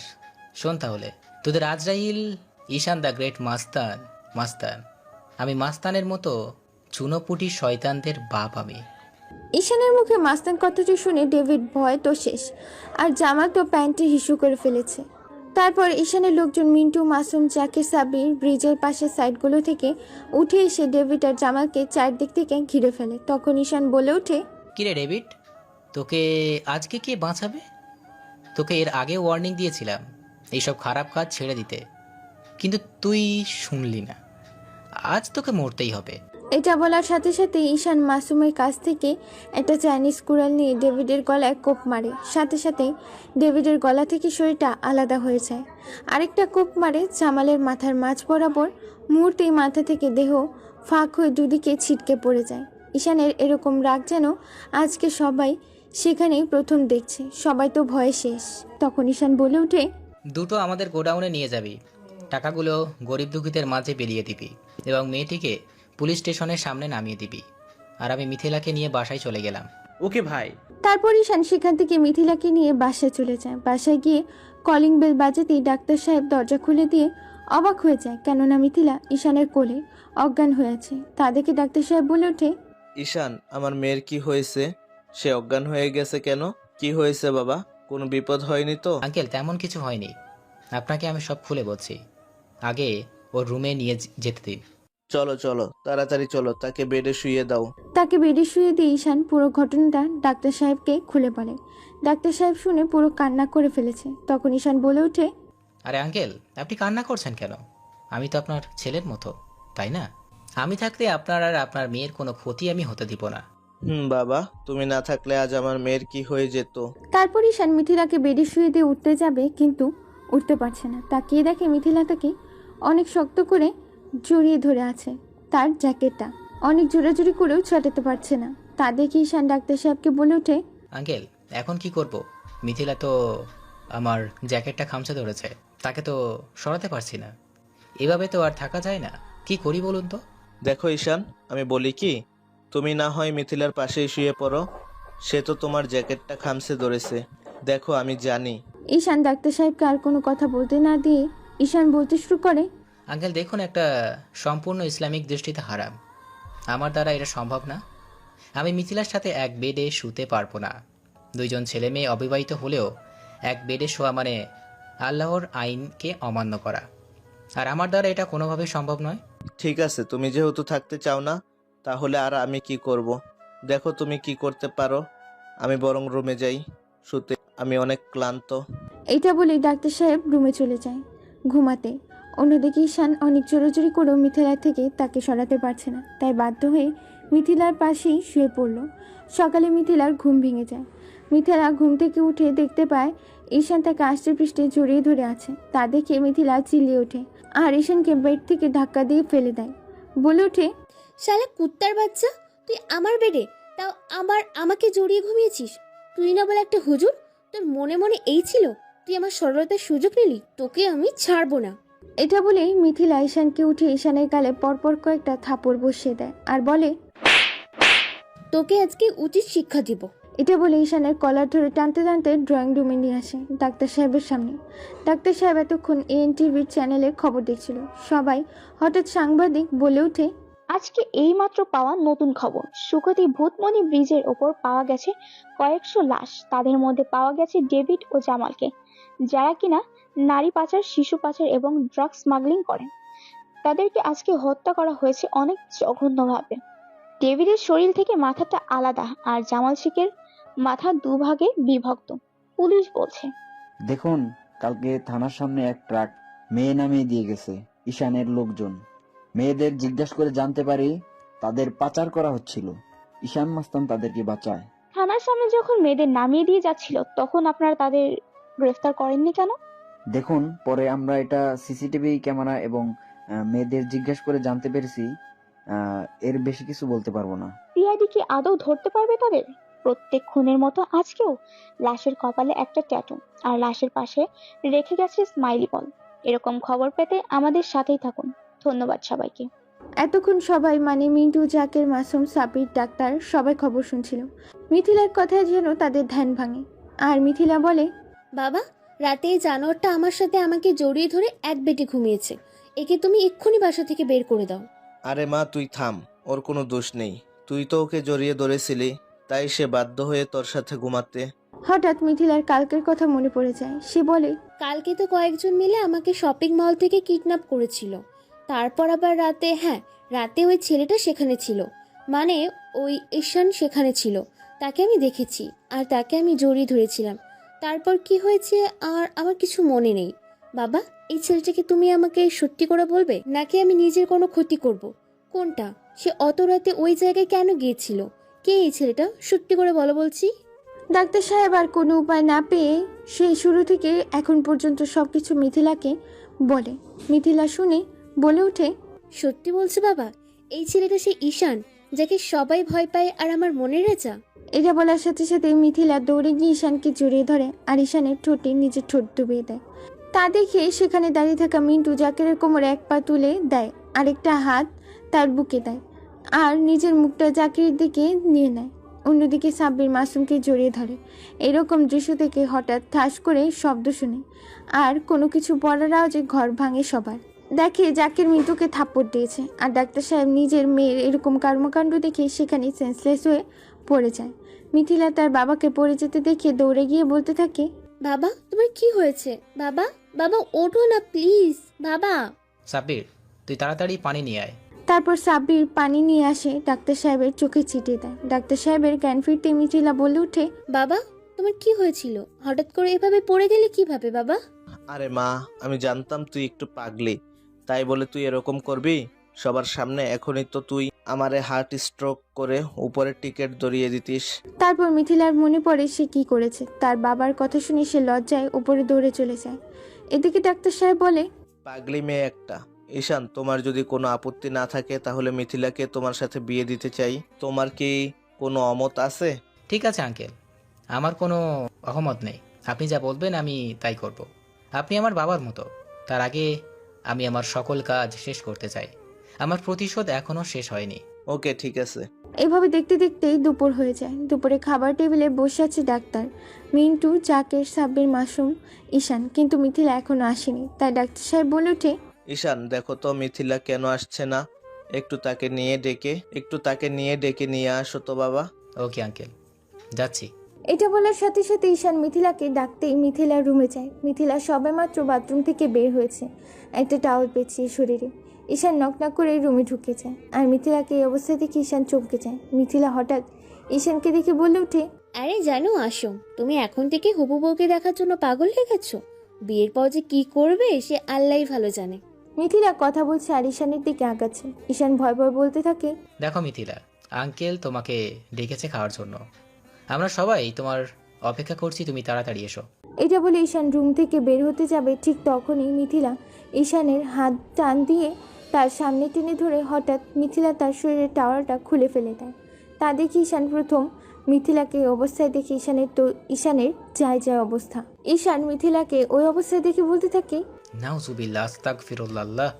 তুমি আমাকে বাঁচাও আল্লাহ, তুমি আমাকে জাহান্নামে নিও আল্লাহ, আমাকে জাহান্নামের হাত থেকে বাঁচাও। নাউজুবিল্লাহ, আস্তাগফিরুল্লাহ। ঈশান এরকম বলছে আর হাঁপাতে হাঁপাতে নিচে তাড়াহুড়ো করে নামছে। তা দেখে মিন্টু বলে ওঠে, আরে ভাই তুমি তো পড়ে যাবে, এভাবে তাড়াহুড়ো কেন করে নামছো? কি হয়েছে ভাই? আরে কই না, কিছু হয়নি তো। মিথিলা আসছে, ও রেডি হচ্ছে, তোরা খাওয়া শুরু কর। এর কিছুক্ষণের মধ্যেই মিথিলা নিচে চলে আসে। সবাই খেতে বসেছে। ঈশান লজ্জায় মিথিলার দিকে তাকাতে পারছে না। এভাবে দুপুর পেরিয়ে রাত হয়। পরের দিন মাসুম আর সাব্বির একটা কাজের জন্য বাইরে গেলে এভাবে দুপুর পেরিয়ে রাত হয়ে পরের দিন মাসুম আর সাব্বির একটা কাজের জন্য বাইরে ছিল। হঠাৎ তারা দেখতে পায় সেই তিনটি ছেলেকে। দেখার সাথে সাথে ফোন করে বলে, হ্যালো, আসসালামু আলাইকুম ভাই। ভাই, মনিকে যে 3টে ছেলে রেপ করা হত্যা করেছিল সেই 3টে ছেলেকে আমরা দেখতে পেয়েছি। তারা আমাদের সামনে গাড়ি করে আমাদের এলাকার দিকে যাচ্ছে। আমরা কি তাদের তুলে নিয়ে যাব গোডাউনে? তোরা মিন্টু আর জাকেরকে ডাক, আমাদের ছেলেপেলের সাথে শালা কুত্তার বাচ্চা 3টিকে ধরে আন গোডাউনে। আমি আর ডাক্তার আঙ্কেল সেখানেই যাচ্ছি। এটা বলে ঈশান ডাক্তার সাহেবকে নিয়ে গোডাউনে চলে যায়। অন্যদিকে সাব্বিররা 4 জন মিলে এবং তাদের ছেলে পেলেকে নিয়ে সে 3টি ছেলেকে তুলে নিয়ে আসে গোডাউনে। এখন তাদের চেয়ারের সাথে বেঁধে রাখা হয়েছে। আকাশ নামের ছেলেটি বলে ওঠে, কে তোরা? আমাদেরকে এভাবে ধরে নিয়ে এসেছিস কেন? তোরা জানিস তোরা কাদের শরীরে হাত দিয়েছিস? ঈশান আর কোনো কথা না শুনেই 3 জনের মুখে কাপড় ভরে দেয় এবং তাদের শরীর থেকে সব কাপড় খুলে ফেলে বক্স থেকে একটা চায়না ব্লেড বের করে তাদের পুরুষলিঙ্গ কেটে ফেলে। সাথে সাথে সেখানে মরিচ লবণ ঢেলে দেয়। তাদের আত্মা কাঁপানো চিৎকার যেন পুরো মাটি কাঁপছে, কিন্তু তাদের আওয়াজ বাইরে আসছে না, কারণ মুখে তো কাপড় পুড়ে দিয়েছে ঈশান। তারপর ঈশান ডাক্তার সাহেবকে বলে, এই নিন আঙ্কেল, এই ব্লেডটা নিন। আপনার অনেক ইচ্ছা ছিল না যে আপনার মেয়ের খুনের অপরাধীদের নিজের হাতে শাস্তি দিবেন? আজকে সেই সুযোগ আপনার এসে গেছে। ঈশান, দাও। এই শালা জানোয়ারের বাচ্চাগুলোর জন্যে আমার নিষ্পাপ মেয়েটাই পৃথিবীতে নেই। এটা বলার সাথে সাথেই ডাক্তার সাহেব ব্লেড দিয়ে একের পর এক তাদের শরীরে ব্লেড দিয়ে টানতে থাকে। মুহূর্তেই পুরো রুমটা 3 জনের রক্ত দিয়ে লাল হয়ে যায়। শরীরের এমন কোনো অংশ নেই যে কাটা যায়নি। তাদের কাটা অংশগুলো বস্তায় ভরে গঙ্গা নদীর তীরে ফেলে আসতে বলে ঈশান। তারপরে তারা ফ্রেশ হয়ে বাসার উদ্দেশ্যে রওনা দেয়। বাসায় যেতে না যেতে মিথিলা বলে ওঠে, বাবা এতক্ষণ তোমরা কোথায় ছিলে? সে কখন থেকে ফোন করছি তোমাদের। এটা বলার সাথে সাথে ঈশানকে জড়িয়ে ধরে আর একের পর এক গালে চুমু দিতে থাকে। বলে, এই তুমি এতক্ষণ কোথায় ছিলে? চলো দুপুরে খাবার খাবে। ডাক্তার সাহেব মেয়ের পাগলামি দেখে মনে মনে বলতে থাকে, খুব শীঘ্রই আমার এই পাগলি মেয়েটার ঈশানের সাথে বিয়েটা দিয়ে দিতে হবে, না হলে নিশ্চয়ই কোনো অঘটন ঘটিয়ে ফেলবে পাগলি কোথাকার। চল। তারপর তারা সবাই মিলে দুপুরের খাওয়া দাওয়া করে যে যার মধ্যেই ঘুমাতে চলে যায়। অন্যদিকে মিথিলা নিজের রুমে না গিয়ে ঈশানের রুমে গিয়ে দরজা আটকে দেয়। ঈশান তা দেখে ভয়ে ভয়ে বলে উঠে, আরে আরে আরে, তুমি দরজা লাগালে কেন? যাও নিজের রুমে গিয়ে শুয়ে পড়ো। এখানে কি? হ্যাঁ, আসলে একা একা থাকতে ভালো লাগছিল না, তাই হবু বরের সাথে একটু রোম্যান্স করতে এলাম। মানে কি? কি করতে চাও তুমি? তারপর মিথিলা আর কোনো কথা না শুনে ঈশানের শরীরের ওপর উঠে তার শুয়ে পড়ে এবং তাকে জড়িয়ে ধরে ঘুমিয়ে পড়ে। ঈশানও কিছুক্ষণ তার দিকে তাকিয়ে একটা হাসি দিয়ে তাকে জড়িয়ে ধরে সেও ঘুমিয়ে পড়ে। বিকেলে আজানের আওয়াজে ঈশানের ঘুম ভেঙে যায়, তাই সে মসজিদে যায় নামাজ পড়তে। সবাইকে নিয়ে মসজিদে নামাজ পড়ে বাসায় এসে সবাইকে নিয়ে এসে বলে, দেখো, কম বেশি সবাইকে তাদের পাপের আমি শাস্তি দিয়েছি। এখন যাদের জন্য আমি আমার আপনজনদের হারিয়েছি, এখন শুধু তাদের পালা। তাই কালকে তোরা গিয়ে যে করেই হোক ইউসুফ আর ওর স্ত্রীকে তুলে নিয়ে আসবি আমাদের গোডাউনে, আর আমাকে ফোন করে বলবি এখন। তাহলে তোরা তোদের নিজ নিজ কাজে লেগে পড়। ওকে ভাই, ঠিক আছে, কালকেই আপনার সামনে সেই দুজন হাজির হবে। এটা বলে যে যার মতো কাজে লেগে পড়েছে। অন্যদিকে সিআইডি অফিসার এসিপি তার কর্মকর্তাদের সাথে বলতে থাকে, কি ব্যাপার, আপনারা ঈশানের ব্যাপারে কোনো খোঁজ খবরই দিতে পারছেন না? আমাদের উপর মহল থেকে খুব চাপ আসছে, যে করে হোক তাকে ধরতেই হবে যে কোনো মূল্যে। স্যার, আমরা তো চেষ্টা করছি। ইরফান তার বাপের খোঁজ নিতে পাঠিয়ে দিয়েছি, কিন্তু তার কোনো রকম খোঁজ আমাদের দিতে পারছে না। সে কোনো কিছু করার আগে রাস্তাটাকে পরিষ্কার করেনি, যাতে আগে পিছনে কোনো সমস্যা না হয়। তার জন্য তো আমরা তাকে আজ পর্যন্ত ধরতে পারছি না। এমনকি তার চেহারাটাও আজ পর্যন্ত কেউ দেখেনি। যে দেখেছে তাকে সে উপরে টিকিট ধরিয়ে দিয়েছে। আমি কোনো এক্সকিউজ শুনতে চাই না, আপনাদের যে করেই হোক তাকে ধরতেই হবে, অ্যান্ড এনি কস্ট। তাদের এরকম কথা শুনে ঈশান বসে বসে হাসতে থাকে আর মনে মনে ভাবতে থাকে, এসিপি, তোর পাওয়ার সম্বন্ধে আমার জানা আছে। তুই ধরবি আমাকে? তোর এতটাও ক্ষমতা নেই যে ঈশানকে ধরবি। এইভাবে দেখতে দেখতে রাত পেরিয়ে সকাল হয়। পরের দিন মাসুম, মিন্টু, জাকের, সাব্বির এবং তাদের দলের ছেলেপেলে ইউসুফ ও তার স্ত্রী এবং ছেলে বউকে তুলে নিয়ে আসে তাদের গোডাউনে এনে তাদেরকে আলাদা আলাদা রুমে আটকে রাখা হয়। তারপর ফোন করে বলে, হ্যালো ভাই, তাদেরকে তো ধরে নিয়ে আসি, তাহলে আপনি কোথায়? আপনি চলে আসেন আজ রাতে। ওকে, আমি আজকেই চলে আসছি রাতে। তোরা তাদের আপ্যায়ন কর একটু। ওকে ভাই, ঠিক আছে, তাহলে আমরা তাদের উপর টর্চার শুরু করে দিচ্ছি। এটা বলার সাথে সাথে তারা তাদের উপর টর্চার করা শুরু করে দেয়। যে যেভাবে পারছে সে সেভাবেই তাদেরকে মারছে। আর এদিকেই দেখতে দেখতে বিকেল পেরিয়ে সন্ধ্যা হয়ে যায়। তখন ড্রয়িং রুমে এসে ডাক্তার সাহেব বলে ওঠে, আঙ্কেল, আমি একটু বাইরে যাচ্ছি, একটা কাজ শেষে চলে আসবো, আপনি চিন্তা করবেন না। ঈশানের এই কথা শুনে পেছন থেকে মিথিলা বলে ওঠে, আজ রাতে বাসায় আসবে না মানে? কোথায় যাবে তুমি? তোমার কোথাও যাওয়া হবে না, চুপচাপ এখানেই বসে থাকো। কিন্তু মিথিলা মা, ছেলেটা নিশ্চয়ই কোনো কাজে আছে, তাই তো সে বাইরে যাবে। তুই আর বাধা দিস না, সে কাল চলে আসবে, তুই চিন্তা করিস না। ওকে ঠিক আছে, তবে কাল সকালে যেন আমি তোমাকে বাড়িতে দেখতে পাই। ওকে ঠিক আছে, কাল সকালে চলে আসবো। এটা বলে ঈশান বেরিয়ে পড়ে গোডাউনের উদ্দেশ্যে। কিছুক্ষণের মধ্যেই পৌঁছে যায় ঈশান। তারপর মিন্টুর উদ্দেশ্যে বলে, মিন্টু, প্রথমে আমাকে ইউসুফের ছেলে ও বউয়ের রুমে নিয়ে চল, সেইখানে তাদেরকে বেঁধে রেখেছিস। ওকে ভাই, চলুন। তারপর ঈশান মিন্টুকে সেখান থেকে চলে যেতে বলে। তারপর ঈশান গিয়ে ফাতেমার কাপড় খুলে ফেলে রাজুর সামনে। রাজু তা দেখে বলে ওঠে, ওই শালা কুত্তার বাচ্চা, তোর এত বড় সাহস, তুই আমার বইয়ের গায়ে হাত দিস? একবার শুধু আমাকে ছেড়ে দে, তোর হাত আমি কেটে ফেলবো। এরপর ঈশান গিয়ে কয়েকটা থাপড় বসিয়ে দেয় রাজুর গালে এবং মুখে একটা কাপড় ভরে দেয়। তারপর ঈশান ফাতেমাকে রাজুর সামনে জোরপূর্বক ভাবে ধর্ষণ করতে থাকে। ইচ্ছে মতো নিজের শরীরের চাহিদা পূরণ করে সেখান থেকে চলে যায় আর সাব্বিরকে বলে, আমার কাজ শেষ, এখন তোরা চারজন গিয়ে তোদের কাজ করতে পারিস। এটা বলার সাথে সাথে তারা চারজন মিলে একের পর এক ফাতেমার সাথে শারীরিক অত্যাচার করে। এমন সময় ফাতেমার তাদের অত্যাচার সহ্য করতে না পেরে সেখানেই মারা যায়। তারপর তারা ফাতেমার দেহ সেখানে ফেলে রুম থেকে বেরিয়ে ঈশানের সামনে যায় আর বলে, ভাই, শালি তো মরে গেছে আমাদের চারজনের লোড নিতে না পেরে। তাই নাকি? তাহলে তো তোদের চারজনে দেখি ভালোই পাওয়ার। ওকে ঠিক আছে, আমি তাহলে দ্বিতীয়টার কাছে যাই, তারপর আমি কি কিছুক্ষণ তোরা যাস, কেমন? ওকে ঠিক আছে ভাই। অন্যদিকে রাজু মনে মনে ভাবছে, ইস, এটা আমাদের পাপের ফল। সেদিন যদি এরকম অন্যায় না করতাম তাহলে আজকে আমাদের এই দশা দেখতে হতো না। নিজের দোষে আজকে এই অবস্থা। এদিকে ঈশান ইউসুফ ও তার বউকে যে রুমে আটকে রাখা হয়েছে সেখানে গিয়ে একটা দলিল হাতে নিয়ে চেয়ার টেনে বসে ইউসুফ ও তার বউয়ের সামনে, বলে, দেখ, এটা হলো একটা সম্পত্তির ওয়ালপেপার এবং তোর বউ ছেলের নামে যত সম্পত্তি আছে সব সম্পত্তির মালিক আমি। এখানে একটা ছোট্ট করে একটা সাইন করে দে, তাহলেই ব্যাস হয়ে যাবে, আর কিছু লাগবে না। সেদিন তোর বাবা মাকে মেরেছি, ওই দিন যদি তোকে মেরে দিতাম তাহলে আজকে আমাদের এই দিনটা দেখতে হতো না। ঈশান আর কোনো কথা না বলে একটা ব্লেড দিয়ে নাজমা বেগমের কাপড় ছিঁড়ে ফেলে। শরীরে শুধু হালকা লেগে আছে, ফু দিলে শরীর থেকে কাপড়টা সরে যাবে, এরকম অবস্থা। তা দেখে ইউসুফ বলে উঠে, এই এই এই দাঁড়া দাঁড়া দাঁড়া, তুই এরকম করছিস কেন? কোথায় সই করতে হবে বল, আমি করে দিচ্ছি, তবুও তুই আমাদের ছেড়ে দে প্লিজ। তারপর ঈশান ইউসুফের সই নিয়ে নেয় দলিলে আর বলে, তোদের সম্পত্তি চাই না আমি, মাটি চাই, তাই না? তোদের আজকে এমন অবস্থা করব পুরো বিশ্ববাসী মনে রাখবে তোদের জন্য আমার জীবনটা লণ্ডভণ্ড হয়ে গেছে। আমার মা বাবাকে তোরা খুন করেছিস, তোদের এতটা ভয়ঙ্করভাবে মৃত্যু দিব যে পুরো বাংলাদেশ কাঁদবে।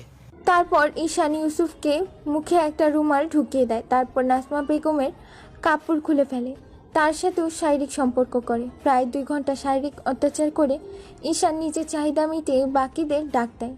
ইউসুফ নিজের স্ত্রীকে অন্য পুরুষের হাতে ধর্ষণ হতে দেখে চোখের পানি ফেলছে আর আফসোস করছে। তারপর মিন্টু, জাকের, সাব্বির, মাসুম একে একে তারাও নিজেদের চাহিদা মিটিয়ে নেয়। নাজমা বেগম এখন বেঁচে থেকেও মৃত। নাজমা বেগমের রক্তে যে পুরো ফ্লোর লাল হয়ে গেছে। তারপর তাদের 4 জনকে এক জায়গায় করে একের পর এক কুড়াল দিয়ে আঘাত করতে থাকে। 4 জন নিমিষেই তাদের 4 জনের শরীর টুকরো টুকরো হয়ে যায়। তারপর তাদের বস্তায় ভরে গঙ্গা নদীতে ফেলে দিয়ে আসে। সকালে ঈশান ও তার দল নিয়ে বাসায় চলে যায়। বাসায় গিয়ে ফ্রেশ হয়ে মসজিদের উদ্দেশ্যে বের হয়ে পড়ে। তারপর মসজিদে নামাজ পড়ে তার বাবা মায়ের কবরের পাশে গিয়ে বলতে থাকে, বাবা মা, দেখো, আমি তোমাদের ফোনের গতি শুনে নিতে পেরেছি। আজ আমি তাদের শাস্তি দিতে পেরেছি, আর মাত্র 2 জন আছে। খুব শীঘ্রই তাদেরকেও তোমাদের কাছে পাঠিয়ে দিব, তোমরা চিন্তা করো না মা। এই বলে ঈশান সেখান থেকে বাসায় চলে যায়। বাসায় গিয়ে ফ্রেশ হয়ে খাওয়া দাওয়া করে ঘুমিয়ে পড়ে। এভাবে কেটে যায় 2 দিন। এই 2 দিনে মিথিলা নানাভাবে চালিয়েছে ঈশানকে, সাথে কোথাও ঘুরতে গেছে, তার সাথে আরও কত কি করেছে। ঈশান ও মিথিলার এরকম দুষ্টু মিষ্টি ভালোবাসা অনেক ভালো লাগে, তাই সে কিছুই বলে না।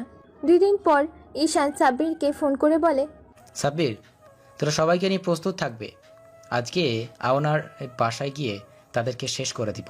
ওকে ভাই, ঠিক আছে। এভাবে দেখতে দেখতে দিন পেরিয়ে রাত হয়। রাতে ঈশান ও তার দলবল নিয়ে আওনার এর বাড়িতে হাজির হয়। তারপর তাদেরকে গিয়ে 4 দিক থেকে ঘিরে ফেলে। আওনার ও তার স্ত্রীকে চেয়ারের সাথে বেঁধে ফেলে ঈশান। তখন আওনার ভয় ভয় বলে ওঠে, ঈশান, তুই এতদিন কোথায় ছিলি? তুই আমাদেরকে ছেড়ে দে প্লিজ। তোর যা চাই আমরা তোকে তাই দেব, তবু আমাদের মারিস না প্লিজ। আমরা জানি আমরা ভুল করেছি, আমি সবকিছু আমার ছোট ভাই ইউসুফের কথাই করেছি, তুই আমাদের ছেড়ে দে প্লিজ। তারপর একটা ওয়ালপেপার বের করে দেয় ঈশান। ঠিক আছে, তোদেরকে ছেড়ে দিব একটা শর্তে। তোর যত সম্পত্তি আছে সব আমার নামে এখানে লিখে দে, শুধুমাত্র একটা সই করবি এই কাগজে। না, এটা কোনোভাবেই সম্ভব না, আমি কোনোদিনই সই করব না, ওই কাগজে মরে গেলেও না। এটা শুনে ঈশানের মাথা গরম হয়ে যায়, তাই ঈশান ইশারায় সাব্বিরকে বলে। তারপর সাব্বির গিয়ে সালমা বেগমের সব কাপড় খুলে ফেলে। এখন তার পরনে কিছুই নেই, তার শরীরে সবকিছু স্পষ্ট। সেখানে দাঁড়িয়ে থাকা সবাই দেখছে। তা দেখে আওনার লজ্জায় ভয় ভয় বলে ওঠে, দে আমি সব করছি, তবু আমাদের কিছু করিস না। এই নে ধর, এইখানে সই কর। এরপর আওনার ভয় ভয়ে হুইল পেপারে সই করে দেয়। তা দেখে ঈশান বলে ওঠে, তোদের মৃত্যু অনিবার্জিত, তোর সামনে স্ত্রীকে আমরা খুবলে খুবলে খাবো, তুই শুধু দেখ।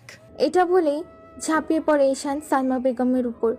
আওনারের সামনে তার স্ত্রীকে এরকম নরখাতকের মতো করে ধর্ষণ করতে দেখে ও তার শরীর চেটেপুটে খেতে দেখে অনেক কান্নাকাটি করে আর মনে মনে বলে, এটা আমাদের পাপের শাস্তি, আমরা যে অন্যায় করেছি তার একমাত্র এটাই যোগ্য শাস্তি। হায় আল্লাহ, তুমি আমাদেরকে মাফ করে দিও। ঈশান তার শরীরের চাহিদা পূরণ করে এবং নিজের প্রতিশোধ নিতে পেরে অনেক খুশি। ঈশানের পরে তারা চারজন মিলে আবার সালমা বেগমের উপর শারীরিক অত্যাচার করে। নিজের স্ত্রীকে এভাবে চোখের সামনে ধর্ষণ হতে দেখে আওনার সেখানেই হার্টস্ট্রোক করে মারা যায়। অন্যদিকে সালমা বেগম আর শারীরিক অত্যাচার সহ্য করতে না পেরে সেখানেই মারা যায়। তা দেখে মাসুম হাসতে হাসতে বলে, ভাই, শালি তো লোড নিতে না পেরে সেখানেই শেষ। আর কুত্তার বাচ্চাটা নিজের চোখের সামনে নিজের স্ত্রীকে দর্শন হতে দেখে সেখানেই হার্ট স্ট্রোক করে পরপারে পাড়ি জমায়। এখন কি করব? মাসুমের এরকম কথা শুনছে ঈশান বলে ওঠে, তাই নাকি? তোদের চারজনের দেখি সেই রকম পাওয়ার। কি খাস রে তোরা? এত দম তোদের? শোন, লাশ দুটো যেভাবে আছে সেভাবেই থাক।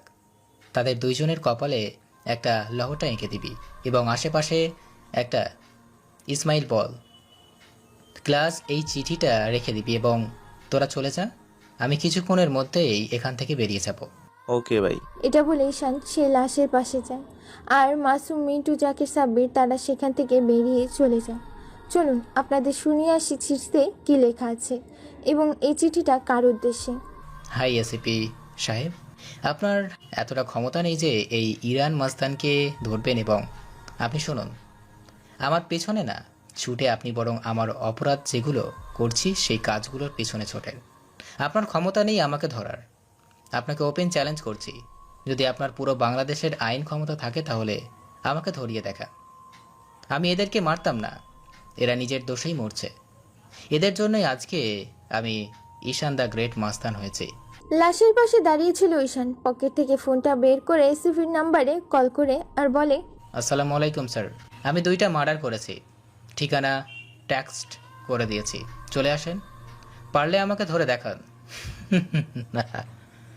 শুনুন স্যার, 10 জনকে পেছনে রেখে সামনে একজনকে মার্ডার করার মাস্তানি বোঝায় না, বরং একাই 10 জনকে মারাটা মাস্তানি বলে।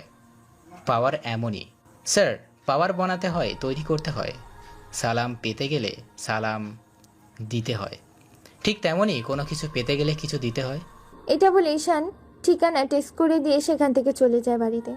এক বাড়িতে গিয়ে মিথিলা ঈশানকে দেখে দৌড়ে গিয়ে চুমু খেয়ে জড়িয়ে ধরে, বলে, তুমি কোথায় ছিলে? হ্যাঁ, আমি বাড়িতে সবাই একা থাকতে ভয় পাচ্ছিলাম।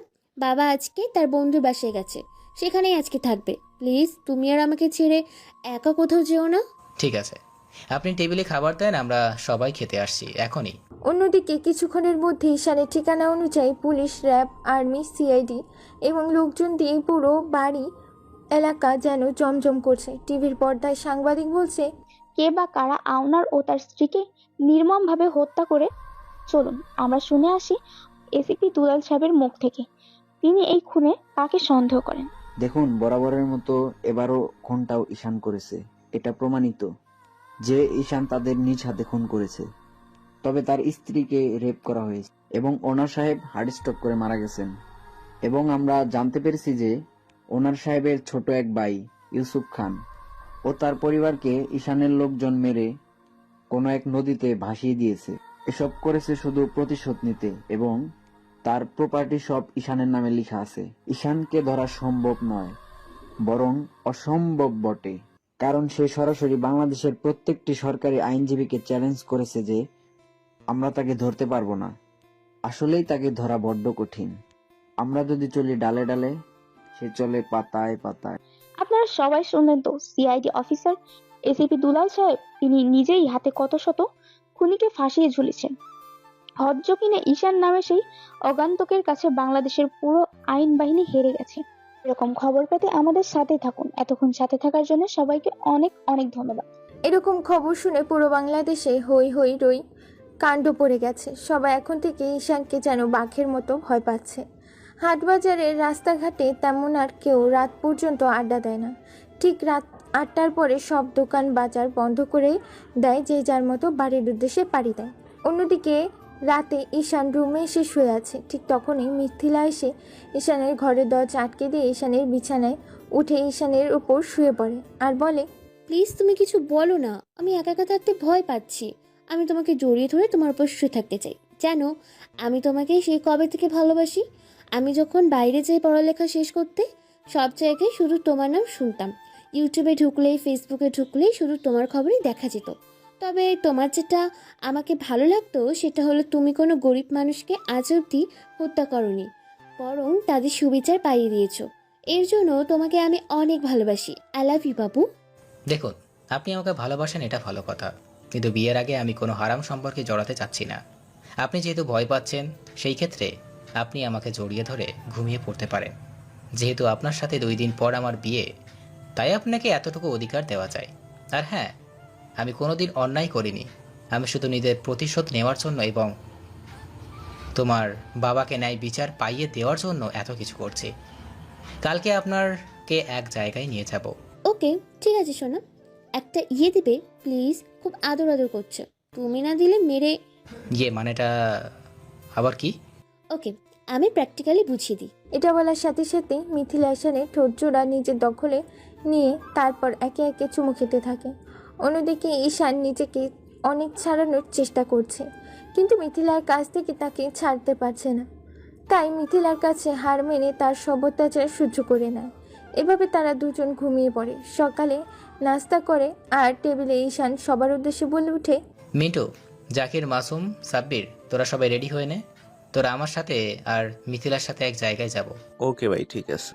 মিথিলা, আপনি গিয়ে বোরখা পরে আসুন। যেহেতু আপনি আমার হবু বউ, সেক্ষেত্রে আপনি আজ থেকে এইসব শর্ট পোশাক পরতে পারবেন না। এটা ইসলামিক দৃষ্টিতে হারাম। আমার সাথে কোনো জায়গায় ঘুরতে গেলে পর্দা করে বেরোতে হবে।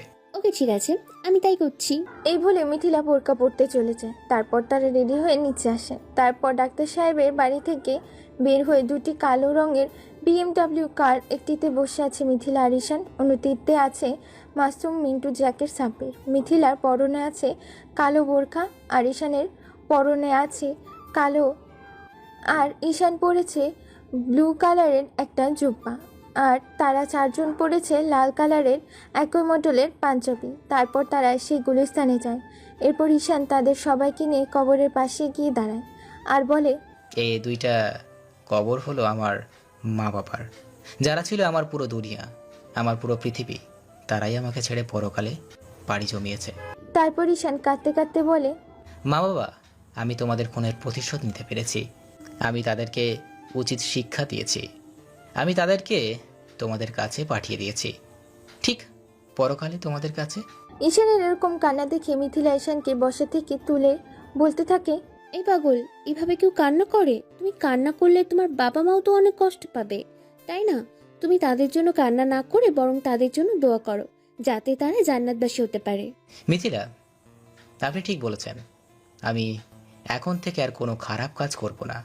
যতদিন বেঁচে আছি শুধু আমার বাবা মায়ের জন্য দোয়া করব। তারপর ঈশানরা ওখান থেকে অনেক কান্নাকাটি করার পরে বাসায় আসে।